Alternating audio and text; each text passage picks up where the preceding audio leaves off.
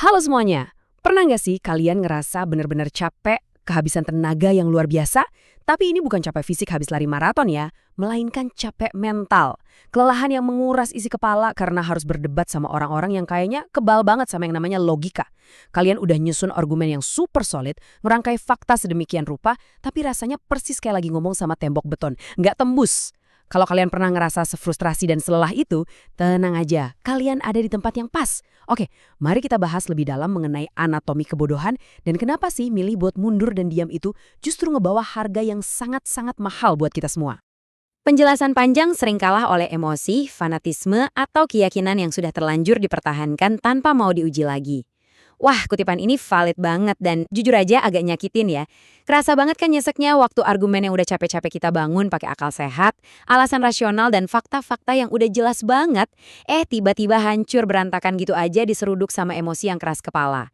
Kadang penjelasan kita yang panjang lebar, masuk akal, dan full data itu bisa kalah telak cuma dalam hitungan detik gara-gara kefanatikan atau keyakinan buta seseorang. Mereka ngebela itu mati-matian tanpa pernah mau nguji lagi kebenarannya. Asli ini melelahkan banget. Kita semua pasti pernah deh ada di posisi itu, ngerasa sia-sia banget ngedepanin logika di tengah debat yang gak ada ujungnya.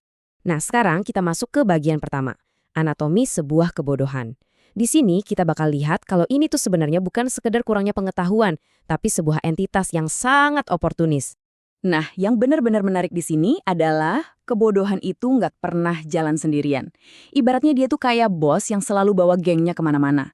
Siapa aja temen-temennya? Ada rasa paling benar sendiri, kemalasan yang udah mendarah daging buat belajar hal baru, dan yang pasti penolakan mentah-mentah terhadap kritik sekecil apapun.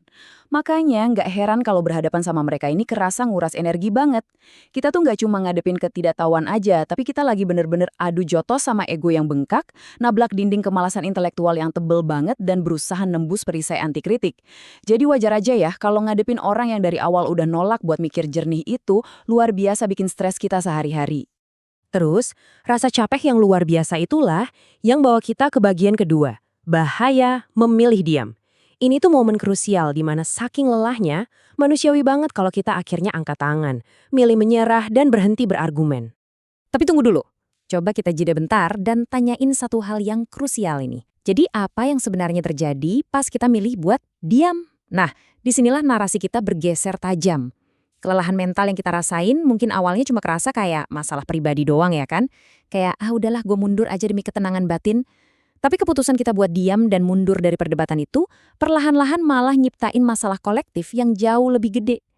Pas orang-orang yang masih punya kapasitas buat mikir rasional, mutusin buat bungkam secara barengan, kita itu nyiptain apa yang disebut sebagai sebuah ruang kosong. Dan ingat satu hukum alam yang nggak bisa dibantah. Ruang kosong itu nggak akan pernah dibiarin kosong gitu aja. Pasti ada yang ngisi. Ini ngegambarin dengan sangat brilian apa yang terjadi selanjutnya. Pas orang-orang yang biasa mikir kritis ini milih buat mundur, ngerasa capek, dan akhirnya diam, si kebodohan ini bakal langsung melesat masuk dan ngisi kekosongan itu secara instan.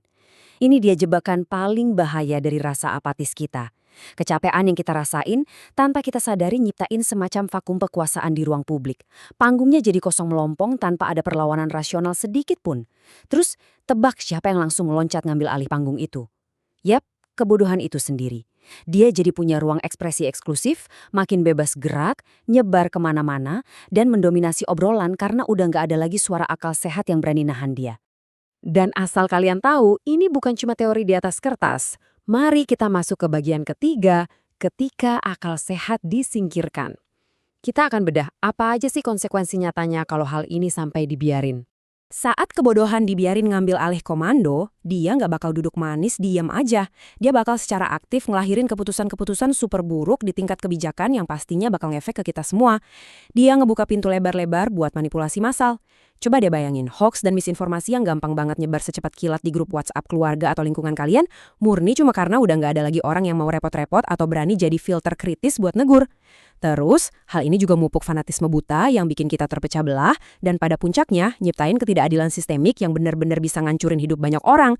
Jadi, ini udah bukan lagi sekedar soal siapa yang menang debat atau gengsi-gengsian ya. Ini tentang tatanan sosial kita yang berpotensi hancur lebur, cuma karena orang-orang yang bernalar itu pelan-pelan milih buat nyerah.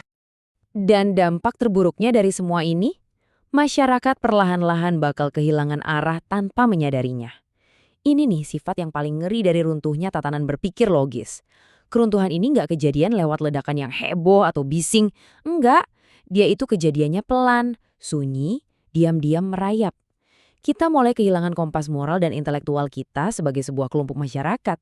Dan ironisnya, sebelum kita benar-benar sadar betapa parahnya kerusakan yang udah terjadi, kita tuh udah terlanjur nyasar dan terjebak di dalam kebingungan massal yang susah banget buat diurai lagi. Tapi tenang, kita nggak bakal mengakhiri pembahasan ini dengan rasa putus asa. Saatnya kita bangkit dan masuk ke tahap aksi. Bagian keempat, melawan kesesatan berpikir. Menjaga nalar emang butuh energi ekstra, tapi ini tugas penting kita bersama. Jadi, poin krusialnya adalah ini. Alasan kenapa kita nggak boleh berhenti bersuara, karena berpikir kritis itu adalah satu-satunya perisai buat mencegah kita hidup di bawah kekuasaan yang dipenuhi kesesatan berpikir dan anti-intelektual. Ya, saya tahu kok, ngejaga nalar itu butuh tenaga yang nggak main-main besarnya dan kesabaran tingkat dewa di tengah gempuran ketidaklogisan tiap hari. Tapi usaha untuk tetap mikir kritis, ini adalah bentuk pertahanan mutlak kita. Kita repot-repot berargumen bukan sekedar buat muasin ego pribadi loh. Kita lagi ngebela nalar supaya ruang hidup publik kita ini nggak dibajak habis-habisan sama mereka yang secara sadar menolak buat mikir jernih. Sebagai penutup dari sesi kita kali ini, saya mau ninggalin kalian dengan satu pertanyaan mendalam buat direnungin bareng-bareng. Apakah kalian bakal nyerah sama kelelahan mental itu dan ngebiarin ruang kosong tadi diisi penuh sama kebodohan yang merusak? Atau kalian bakal ngumpulin lagi sisa-sisa energi kalian, berpegang teguh sama keberanian, dan terus berjuang keras demi akal sehat? Pilihan itu sekarang ada di tangan kita masing-masing, dan dampaknya bakal sangat menentukan kemana arah masyarakat kita nanti. Jadi, teruslah berpikir kritis, beranikan diri buat berbicara, dan apapun yang terjadi, jangan pernah biarkan ruang itu kosong.